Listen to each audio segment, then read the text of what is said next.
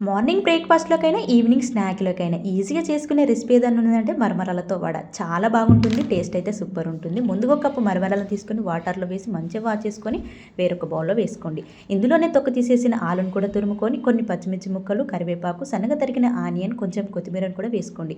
ఇందులోనే చిటికెడంటే చిటికెడు కారాన్ని, అల్లం వెల్లుల్లి పేస్ట్, కొంచెం జీలకర్ర, రుచికి తగినంత సాల్ట్‌ని కూడా వేసుకొని మరమరాలకు మసాలా పట్టేటట్టు మంచిగా కలుపుకోండి. మనం ఏ కప్‌తో అయితే మరమరాలను తీసుకున్నామో అదే కప్‌తో హాఫ్ కప్పు బియ్యం పిండి, అలాగే హాఫ్ కప్పు శనగపిండి కూడా వేసుకొని వాటర్ ఏం పోయకుండా పిండినంతా చక్కగా కలుపుకోండి.